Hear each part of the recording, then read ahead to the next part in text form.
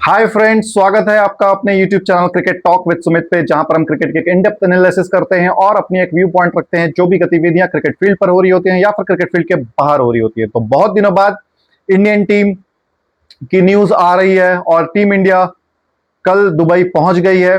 बहुत सारी अटकलें थी, कौन आ रहा है कौन नहीं आ रहा है, कब कौन पहुंच रहा है। तो सारे अटकलों को दूर करते हुए बता दूं मैं कि सभी जो इंडियन टीम स्क्वाड है इंक्लूडिंग कोचिंग स्टाफ, सारे ये लोग पहुंच गए हैं और आज इनका शाम को 6 बजे से प्रैक्टिस सेशन था।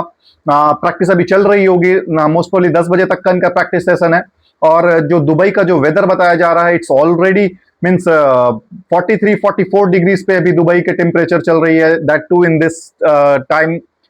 इसीलिए शायद आधे घंटा को टीम को आधा घंटा टाइमिंग जो है वो बढ़ाया गया है शाम में, ताकि प्लेयर्स को एक कूल इन्वायरमेंट मिल सके परफॉर्म करने के लिए और अच्छा खेलने के लिए।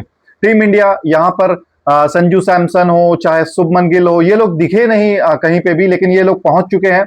उसके बाद हार्दिक पांड्या एक नए लुक पे दिख रहे हैं। पूरा उन्होंने ब्लॉन्ड कलर का हेयर स्टाइल बना रखा है, उसको वो डॉन करते हुए दिखेंगे। जसप्रीत बुमराह यहाँ पर मौजूद रहेंगे। जसप्रीत बुमराह मुझे लगता है कि कुछ मैच खेलेंगे इंपॉर्टेंट, जैसे पाकिस्तान वाला मैच होगा वो खेलेंगे। श्रीलंका हो गया या फिर अफगानिस्तान हो गया, वो मैच वो खेल सकते हैं। उसके अलावा मेरे ख्याल से जब ओमान और यूएई और इन लोगों का जब मैचेस आएगा तो वहां पर जसप्रीत बुमराह को रेस्ट मिलेगा और टीम इंडिया वहां पर स्पिनर के साथ जाएगी। टीम इंडिया की जो कॉम्बिनेशन मुझे लग रही है वो ये कॉम्बिनेशन मुझे दिखते हुए नजर आ रही है कि फर्स्ट आपके संजू सैमसन होंगे, सेकंड अभिषेक शर्मा होंगे, थर्ड पे आपके तिलक वर्मा होंगे, फोर्थ पे आपके पास शुभमन गिल होंगे, फिफ्थ पे आपके पास सूर्य कुमार यादव होंगे, सिक्स्थ पे आपके पास हार्दिक पांड्या होंगे, सेवेंथ पे अक्षर पटेल होंगे, नाइन्थ पर आपके पास वरुण चक्रवर्ती होंगे, टेंथ पे आपके पास कुलदीप यादव होंगे और 11th पे आपके पास जसप्रीत बुमराह होंगे। तो यहां पर ये बॉलिंग अटैक के साथ टीम इंडिया जाएगी। अर्शदीप को हो सकता है कि वो चांसेस या मौका ना मिल पाए, लेकिन अर्शदीप अगर खेलते हैं तो टीम के साथ ये बूस्टअप ही होगा, क्योंकि डेथ ओवर्स में आपको दो पेसर चाहिए होंगे डेथ ओवर्स में, स्पेशली बॉलिंग करने के लिए। आप हार्दिक पांड्या पे डेथ ओवर पे रिलाई नहीं कर सकते हो, बिकॉज कोई भी स्लॉक करके हिट करके उसको निगेट किया जा सकता है। तो मेरे ख्याल से देखना ये होगा कि किसको आप ड्रॉप करते हो, या तो आप तिलक वर्मा को ड्रॉप करके अर्शदीप को खिलाओगे। तो पहले नंबर पे आपके अभिषेक शर्मा हो गए, सेकंड पे आपके संजू सैमसन, थर्ड पे आपके पास शुभमन गिल होंगे, फोर्थ पे आपके पास सूर्य कुमार यादव होंगे, फिफ्थ पे आपके पास हार्दिक पांड्या हो गए, सिक्स्थ पे आपके पास अक्षर पटेल हो गए, सेवेंथ पे आपको एक बार देखना पड़े। सेवेंथ पे मेरे ख्याल से तिलक वर्मा खेल सकते हैं यहाँ पे। एट्थ, नाइन्थ दो स्पिनर होंगे, 10th और 11th पे दो पेसर होंगे। ये कॉम्बिनेशन के साथ टीम इंडिया जाएगी, तभी एक अच्छा स्ट्रॉन्ग यूनिट बन पाएगी। कम से कम यहाँ पे 3 से 4 पेसर आपको चाहिए होंगे। 3 तो आपको फ्रंट लाइन चाहिए और एक आपको पार्ट टाइमर के तौर पे चाहिए होगा, जो कि या तो तिलक वर्मा से करवा लिया जाए या फिर आप देख सकते हैं अभिषेक शर्मा की ओर। तो वर्मा एंड शर्मा बोथ यहाँ पर बॉलिंग करते हुए नजर आ सकते हैं, क्योंकि यहाँ पे जो कंडीशंस हैं जो पिचेस को देखते हुए वो स्पिन फ्रेंडली है और स्पिन को यहाँ पे बहुत ज्यादा मदद मिलती है। कल हमने पाकिस्तान वाले मैचेस में भी देखा, उस पर भी मैं बात करूंगा, पाकिस्तान वर्सेस यूएई का रिव्यू पे। देखिए पाकिस्तान, मतलब ये मैच 2-3 चीजों से इंपॉर्टेंट था। पहला, आपने करेक्ट टीम कॉम्बिनेशन खिलाने के लिए आप प्रेरित हुए, ठीक है। तो अबरार अहमद को आपने डाला, फिर यहां पर आपने गलती की कि सुफियान मुकीम को आपने नहीं लिया। सुफियान मुकीम और अबरार दोनों यहां पे खेल सकते हैं। मैं अभी भी बोलता हूं फहीम अशरफ का इस टीम में वो रोल नहीं दिख रहा है मुझे, क्योंकि 8वें नंबर पे आप बैटिंग करने आ रहे हो और बॉलिंग आपको डिब्ल्यू डब्ल्यू मीडियम पेस वाली बॉलिंग है, तो यहां पर वो काम नहीं आने वाला। और आप ये सोचकर खिला रहे हो कि हमारे पास 8वें नंबर तक बैटिंग हो जाएगा, कोई बड़ी बात नहीं है। मतलब कोई वो उससे ना कोई बेनिफिट नहीं मिल रही। आप एक रेगुलर मैच विनर सुफियान मुकीम या फिर अबरार दोनों को ले जा सकते हो। और अबरार ने, भाई अबरार, मैं बहुत दिनों से बोल रहा हूं कि ये दोनों की टीम में जगह बनती है और ये दोनों खेलना चाहिए। अगर ये दोनों में से एक भी ड्रॉप होता है तो आप अपनी टीम को कमजोर कर रहे हो।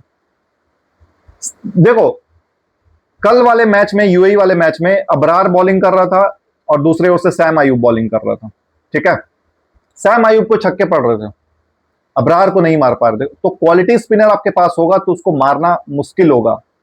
आप सुफियान मुकीम पिट रहा था, लेकिन उसको पोजीशन तो देखो, आप किस जगह पे बॉलिंग करा रहे थे। आप 12-13 ओवर में उसको आप लेकर आ रहे थे बॉलिंग कराने के लिए, तो वो उसकी जगह नहीं है। आप बॉलर्स को लेकर आओ 6वें 7वें, मतलब एक टैंडम में बॉलिंग कराओ। आप अब उम्मीद करो कि आप एक तरफ से अबरार बॉलिंग कर रहा है, एक तरफ से सुफियान मुकीम बॉलिंग कर रहा है, तो 4 चल प्लस 4 8 ओवर हो जाते हैं। मोहम्मद नवाज प्लस 4 ओवर फेंकता है तो 12 ओवर हो जाते हैं। उसके बाद आपके पास सैम अयूब आप 1-2 ओवर यूज कर सकते हो, सलमान अली आगा को 1-2 ओवर यूज कर सकते हो। तो आप बेहतर कॉम्बिनेशन बना सकते हो। या तो फिर आप एक काम करो ना यार, कि आप पेसर में से आप दो प्लेयर को ड्रॉप कर दो, दो में से एक पेसर को आप ड्रॉप करो। चाहे आप शाहीन के साथ जाओ, चाहे आप हारिस रऊफ के साथ जाओ। मैं तो बोलता हूं हारिस रऊफ के साथ आप बेटर जाओ। शाहीन शाह अफरीदी उस फॉर्म में नजर नहीं आ रहा है मुझे जो कि विकेट टेकिंग लगे। आज भी कल वाले मैच में भी देखूंगा मैं, देखो आप सराफू जो उसका बैट्समैन था, वो आगे निकल करके उसको बाउंड्री मारा है। चढ़ कर खेलना किसको बोलते हैं वो ये बता रहा है। तो जब यूएई के जैसा प्लेयर आपको चढ़ करके खेल रहा है, तो फिर आप अफगानिस्तान हो, चाहे इंडिया हो, चाहे श्रीलंका हो, चाहे बांग्लादेश हो, वो प्लेयर तो भी आपको मारेंगे। कम से कम आप हारिस रऊफ के साथ ये उम्मीद कर सकते हैं कि उसके पास पेस है, बॉल यहां पे स्विंग नहीं हो रहा है, बॉल यहां पे सीम नहीं हो रहा है, तो फिर शाहीन शाह अफरीदी वहां पे एक ऑर्डिनरी बॉलर है। He is not like Mitchell Johnson, Mitchell star की उसके पास स्विंग भी है, पेस भी है। पेस उसका खत्म हो चुका है। लेग्स की जो उसकी इंजरी हुई थी, जो नी इंजरी हुई है, वो बहुत ही लीथल और खतरनाक थी। उसको टीम में जबरदस्ती खिलाया जा रहा है, जबरदस्ती उसको रेस्ट जो देना था वो रेस्ट नहीं दिया गया, और उसको खिला खिला करके उसके टांगों को कमजोर कर दिया गया।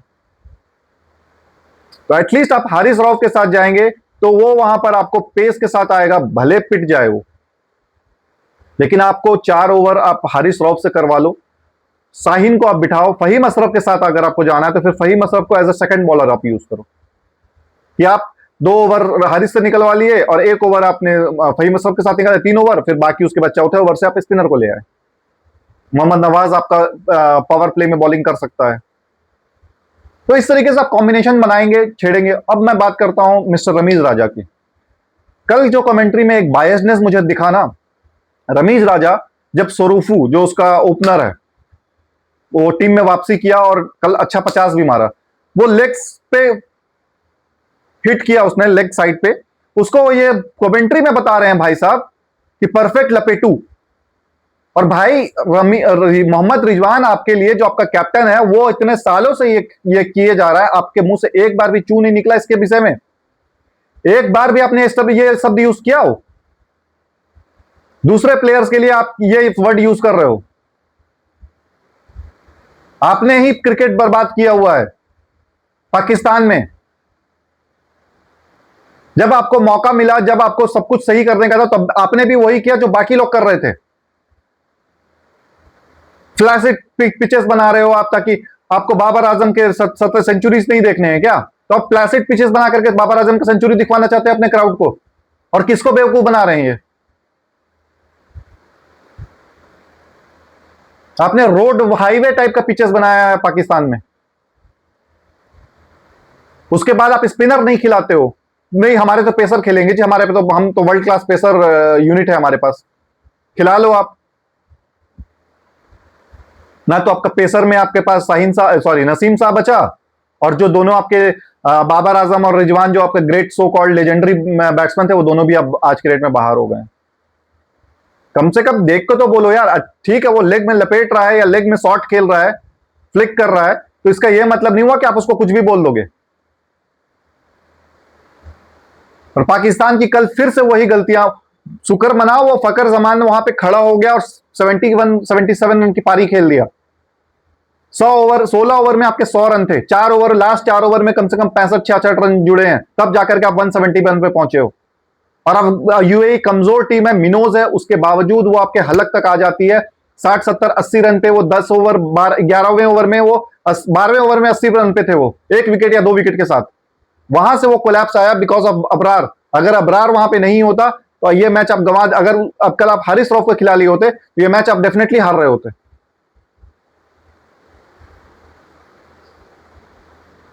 Don't try to make fool of your own nation.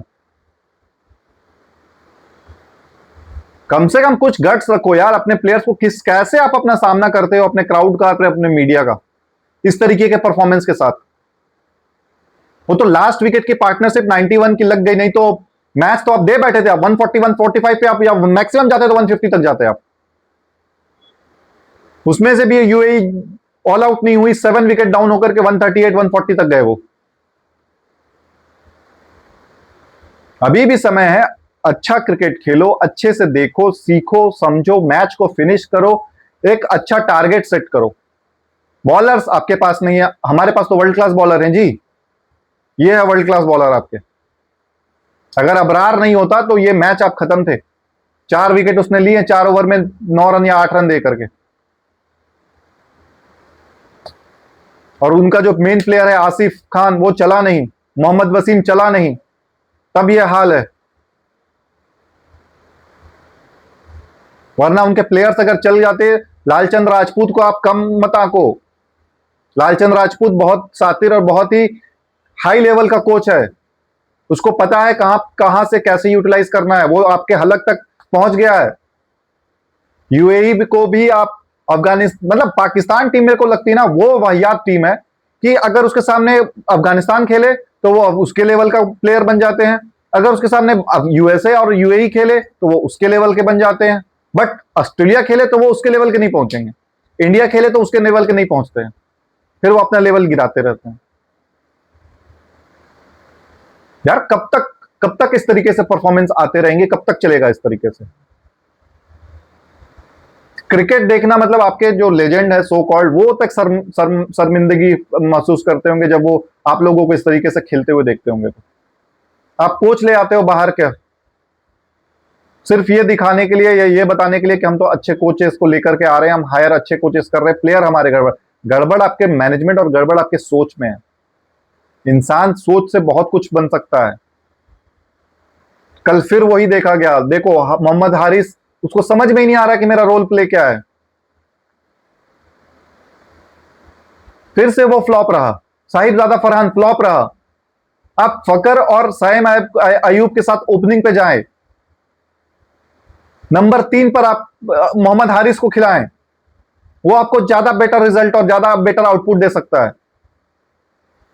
उसके बाद नंबर 4 पर सलमान अली आगा है, 5 पे आप हसन नवाज को लाएं, 6 पर आप मोहम्मद नवाज को लाएं, 7 पर आप खुशदिल शाह को लेकर के आए, 8वें पे आप फहीम अशरफ को रखे, 9वें पे आप अबरार को रखे, 10वें पे आप शाहीन को रखे, 11वें पे आप सुफियान मुकीम को रखे।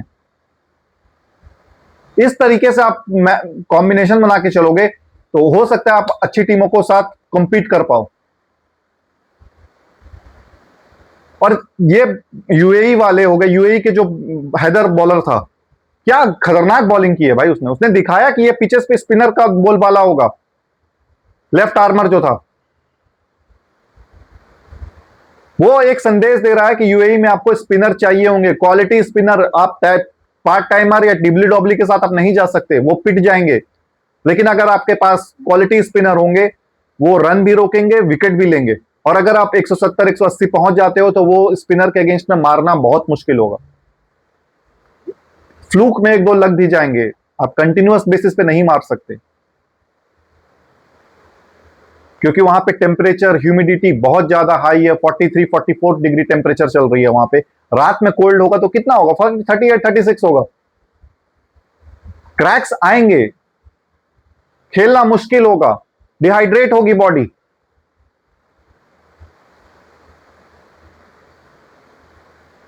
यार कुछ देखो, अपने देश के लिए कैसे खेलना जाता है, किस तरीके से जाता है, वो आप सीखो। पाकिस्तानियों, सीखो फ्रॉम रॉस टेलर। वो बंदा समोआ रीजन का आता है। समोआ क्रिकेट के लिए वो फिर से अपने रिटायरमेंट कॉल को वो वापस ले रहा है। 41 ईयर्स की एज है और वो समोआ के लिए खेलना चाहता है because of his nationality, not nationality, because of his culture, because of his वहां का जो उसका पैदाइश है, वहां की जो उसकी रहन सहन है, जो उसकी एंसेस्ट्री है, उसके लिए वो करना चाहता है। और वो टूर्नामेंट खेल रहा है जिससे वो वर्ल्ड कप की टीम में समूह को क्वालिफाई कराने के लिए वो ये टूर्नामेंट खेल रहा है। It's a tribute for them. वो इस एज में वापस आ रहा है, अपने न्यूजीलैंड के लिए नहीं आ रहा है। समोआ अकेले आ रहा है। 2-3 साल मेरे ख्याल से लास्ट 2022 में उसने खेला था। 3 साल हो गए उसको रिटायरमेंट लिए हुए और बॉडी उसकी उस तरीके से काम कर रही। कीनिया से सीखो यार। स्टीव टिकोलो हो गया, थॉमस ओडोयो हो गया, ये लोग रिटायरमेंट से वापस आ करके अपनी टीम को वर्ल्ड कप में क्वालिफाई कराने के लिए खेले हैं। बट आपको मौका मिल रहा है पाकिस्तान से खेलने का, बट आप उस तरीके से परफॉर्म नहीं कर रहे। इंडियन टीम में देखो यार, वो वहां पे टीम में जगह नहीं बन पा रही है उन लोगों की, क्योंकि स्लॉट वाइज हम खिला रहे हैं। हम मैच में किस पोजीशन पे कौन होगा उसके हिसाब से पिक कर रहे हैं प्लेयर्स। ये नहीं कि हाँ अच्छा प्लेयर है तो तुम 1-2 फिक्स हो गया है, अच्छा प्लेयर है तो 3 पे आ जाओ, उससे अच्छा और अच्छा प्लेयर 4 पे आ जाओ, 5 पे आ जाओ। ये नहीं होता है क्रिकेट में। क्या होगा अगर आप फुटबॉल में सारे के सारे डिफेंडर रख लोगे तो? एक भी मिडफील्ड का नहीं हुआ, एक भी अटैकर नहीं हुआ, एक भी स्ट्राइकर नहीं हुआ, तो आपको स्लॉट पे खेलने वाला होना चाहिए। रोबर्टो कार्लोस स्लॉट पे खेलता था, अपने बॉल को गेम को चलाना उसका काम होता था।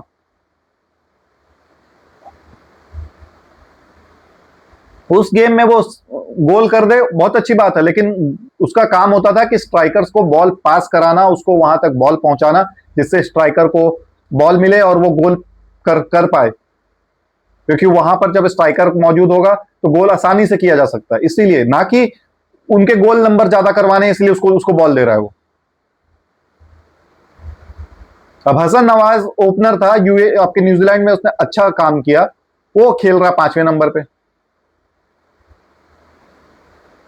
हसन नवाज को आप ओपनिंग करा दो सैम अयूब के साथ, शाहिद अला फरहान को आप ड्रॉप करो, 3rd नंबर पे आप फकर जमान को लाओ, 4th नंबर पे आप हारिस को लाओ। कुछ तो आपको करना पड़ेगा। आप वही ट्रेंड के साथ चल रहे हो, वही ढर्रे के साथ चल रहे हो, नहीं हो पाएगा इस तरीके से। क्रिकेट अब बदल चुकी है। ऑस्ट्रेलिया के पास क्या लगता है कि अच्छे अच्छे प्लेयर्स नहीं होंगे, लेकिन उनको पता है कि मेरे को नीचे 6, 7, 8 पे Marcus Stoinis, Glenn Maxwell, Cameron Green, इस तरीके के प्लेयर चाहिए। ब्यू वेबस्टर तो टेस्ट क्रिकेट खेलता है, लेकिन वनडे में ये इस तरीके के प्लेयर चाहिए। 7वें नंबर के लिए उसके पास प्लेयर नहीं होंगे। माइकल हसी को उन लोगों ने 4-5 साल के लिए वेस्ट किया है। जब बेवन गया तभी उसको लाया कि ये भैया ये उसका काम करेगा, और मैच फिनिशिंग रोल इसको दिया गया, वरना टीम में जगह तब तक नहीं थी। अच्छा तो खेलता था, हो सकता है उसको 5वें नंबर पे, 7वें नंबर पे, 6वें नंबर पे, 4थे नंबर पे, 3रे नंबर पे कहीं भी डाल सकते थे। ऐसा तो हाँ था नहीं, लेकिन नहीं, स्लॉट पे जो फिक्स है वो स्लॉट पे वो खेलेगा, तब वो प्लेयर बनता है।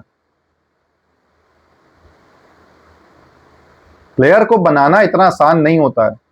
प्लेयर को बनाने के लिए आपको उसको स्लॉट पे उसके पोजीशन पे बैटिंग करानी पड़ेगी, देना पड़ेगा। वीरेंद्र सहवाग अगर 4थे नंबर पे वनडे में आते ना तो ज्यादा दिन नहीं खेल पाते वो, लेकिन वनडे में वो ओपनिंग जाते थे, उनका रोल ही रहता था कि मेरे को तू 10 बॉल खेल, 15-20 रन बना, मेरा काम हो गया। मेरे को स्टार्ट एक अच्छा मिल गया, नीचे 3rd नंबर 4th नंबर वाले आएंगे और वो अपना सिंगल डबल करके भी खेलेंगे, तो हमारा रन रेट नीचे नहीं आएगा। और जिस दिन तुम 10 ओवर, 12 ओवर, 15 ओवर खेल गए, वहां से इंडियन टीम कभी मैच नहीं हारेगी। ये उसका रोल प्ले था, और उस पर वो कंसिस्टेंसी खेलता चला गया। जिस दिन जल्दी भी आउट हुआ तो उस दिन ज्यादा बॉल बर्बाद नहीं किया, वो अपना 2 बॉल 4 बॉल बर्बाद करके चला गया वो। लेकिन जिस दिन खेला, किसी और की जरूरत कभी नहीं पड़ी। ये होता है प्लेयर, ये होता है माइंडसेट, ये होता है एटीट्यूड। इसके साथ आप जाओगे तो आप प्लेयर बन पाओगे, नहीं बन पाओगे बाहर कर दिए जाओगे। डोमेस्टिक में तो कोई भी परफॉर्म कर देगा। अब आप यहां एशिया कप में जो प्लेयर अच्छा खेलेगा तो उसको वर्ल्ड कप में डेफिनेटली चांस मिलेगा। वर्ल्ड कप में चांस के लिए एशिया कप आपके लिए बहुत बड़ा रोल प्ले करेगा, क्योंकि जो एशियन सब कॉन्टिनेंट में जो प्लेयर जो टीमें स्ट्रांग है वो सारे यहां पे मौजूद होंगे।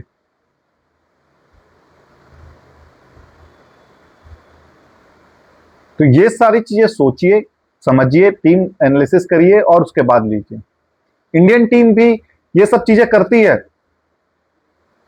बट बैक एंड में होती है सब सारी चीजें, फ्रंट पे करके कभी नहीं होती। फेवरेटिज्म दिया जा रहा है कि मौका दिया जा रहा है।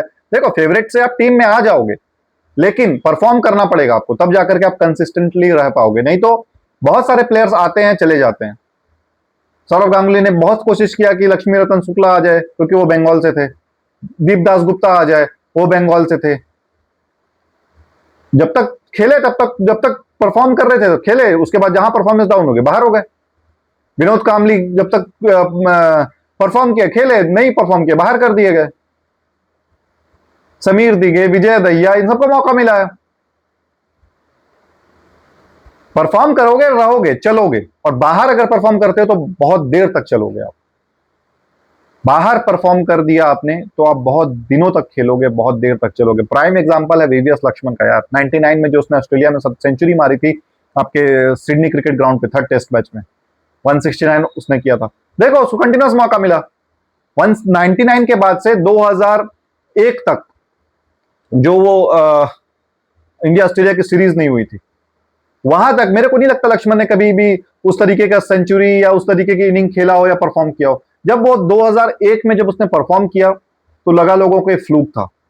जब वो बाहर गया, specially in England, specially in Australia, वहां पर जब वो रेगुलर परफॉर्म किया 2003 में, टीम में उसके फिर ऐसी जगह बनी कि कोई हिला नहीं सकता है।